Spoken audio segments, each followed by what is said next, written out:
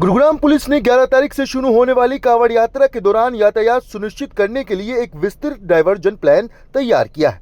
इसमें भारी और हल्के वाहनों के लिए वैकल्पिक मार्गों का उपयोग शामिल होगा ताकि कांवड़ियों की सुरक्षित आवाजाही बनी रहे और सामान्य यातायात कम से कम प्रभावित हो। दिल्ली जयपुर एक्सप्रेसवे पर कांवड़ियों के लिए एक अलग लेन तैयार की जा रही है ताकि उनकी सुरक्षित आवाजाही सुनिश्चित हो सके और मुख्य यातायात प्रभावित न हो। गुरुग्राम पुलिस ने सावन में आयोजित होने वाली कांवड़ यात्रा को लेकर दिशा निर्देश जारी किए हैं, जिसमें सुरक्षा संबंधी सख्त नियम शामिल है। कांवड़ियों के मार्गों पर सीसीटीवी कैमरे लगाए जा रहे हैं, तो वहीं लगभग 24 जगहों को चिन्हित किया गया है जहां पुलिसकर्मियों की तैनाती की जाएगी। भीड़भाड़ वाले स्थानों पर और मुख्य मार्गों पर ड्रोन से भी निगरानी रखी जाएगी। गुरुग्राम पुलिस ने पूरे जिले में कांवड़ यात्रा के लिए पुख्ता इंतजाम किए हैं। चप्पे चप्पे पर पुलिस की नजर रहेगी। गुरुग्राम में कांवड़ यात्रा के दौरान 20 से अधिक स्थानों पर शिविर लगाए जाएंगे। ये शिविर दिल्ली जयपुर हाईवे के किनारे और शहर के अंदर विभिन्न स्थानों पर होंगे, जैसे डीएलएफ फेज 3, शंकर चौक, सिग्नेचर टावर, छारसा चौक, राजीव चौक, हीरो होंडा चौक, खेड़की धोला, खांडसा, नरसिंहपुर, रामपुरा, आईटी मानेसर, बिलासपुर, थारूहेड़ा शामिल हैं। हर साल की तरह इस बार जो श्रावण का महीना 11 जुलाई से स्टार्ट हो रहा है, तो यातायात से संबंधित गुड़गांव स्पेसिफिक हमने कई सारी मीटिंग्स की हैं और कई सारी तैयारियां पहले से स्टार्ट कर दी हैं, ताकि जो उनका जो सफ़र है, आने का रास्ता है, वो ठीक हो और उसके अंदर जो जो फैसिलिटीज़ उनको अवेलेबल हों वो ठीक तरीके से मिलते रहें।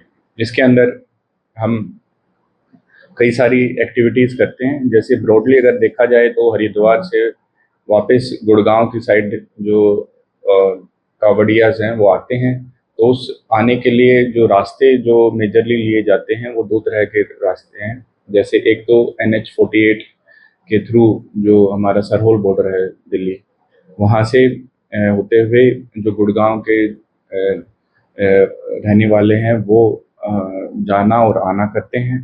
उसके बाद जो सोहना रोड है राजीव चौक से, वहाँ से जो सोहना और उस साइड वाले जाने वाले व्यक्ति उस रास्ते का इस्तेमाल करते हैं। पिछली बार जो द्वारका एक्सप्रेसवे की कनेक्टिविटी इतनी अच्छी नहीं थी, इस बार द्वारका एक्सप्रेसवे भी एक हमारे लिए ओपन हुआ है, जिसके थ्रू जो कांवड़ियाज़ हैं वो उसको यूज़ करके और अपनी मूवमेंट कर सकते हैं। जैसे कि आप देखें तो कांवड़ जो यात्रा होती है उसमें कई जो श्रद्धालु हैं वो पैदल यात्रा करते हैं, कई जो व्हीकल्स के थ्रू करते हैं, जिसको हम डाक कावड़ भी बोलते हैं। आप भी जानते होंगे इस शब्दावली का। तो जो सबसे पहला जो ट्रैफिक के मद्देनज़र जो हमारा अरेंजमेंट रहता है वो हम NHAI से, national highway authorities of India से कोऑर्डिनेट करके हम जो वॉकिंग एरिया है उसको व्हीकुलर मूवमेंट वाले एरिया से एक सेपरेट करने की कोशिश करते हैं। उसके लिए कोन्स लगाए जाते हैं जो प्रोबेबल रास्ता होता है और उसके बीच में रस्सी होती है। उसका काम अभी शुरू हो चुका है। सरहोल बॉर्डर से हीरो होंडा चौक तक तो हो ही चुका है और आगे भी जल्दी ही वो काम फिनिश हो जाएगा NHAI की तरफ से। दूसरा, हम ड्यूटीज़ लगाते हैं।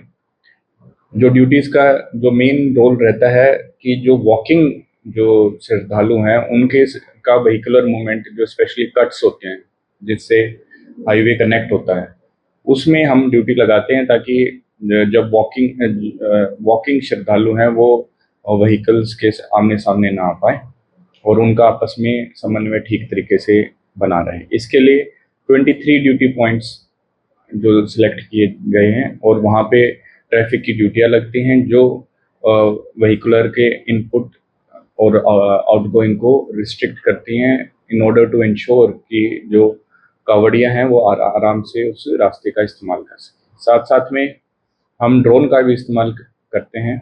जो ड्रोन 2 ड्रोन हैं हमारे पास। हम व्हीकल की मूवमेंट और क्योंकि जो ये श्रावण का महीना है जिसमें कांवड़ यात्रा चलती है वो एक लंबे पीरियड तक चलती है और उसमें कुछ टाइम ऐसा होता है तब जो मूवमेंट है वो इंक्रीज हो जाती है।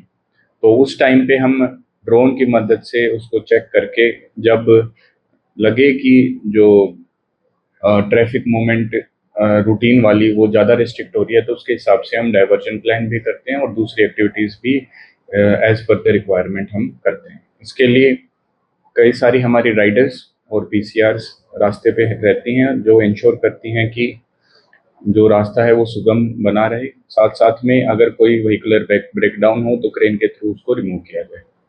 ये इम्पोर्टेंट इसलिए भी हो जाता है क्योंकि जनरली जो रेनी सीजन है जो अभी स्टार्ट हो चुका है, मानसून का जो सीजन है, उसके टाइम पे ये यात्राएं होती हैं। तो बारिश के टाइम पे ब्रेकडाउन होने का, व्हीकल ब्रेकडाउन होने के कई हाई चांसेस होते हैं। तो उसके लिए हम क्रेन की डिप्लॉयमेंट करते हैं और राइडर्स और पीसीआर्स की डिप्लॉयमेंट करते हैं ताकि जो रास्ते में मूवमेंट है वो बाधित ना हो और व्हीकुलर ट्रैफिक वो कंसिस्टेंटली चलता रहे।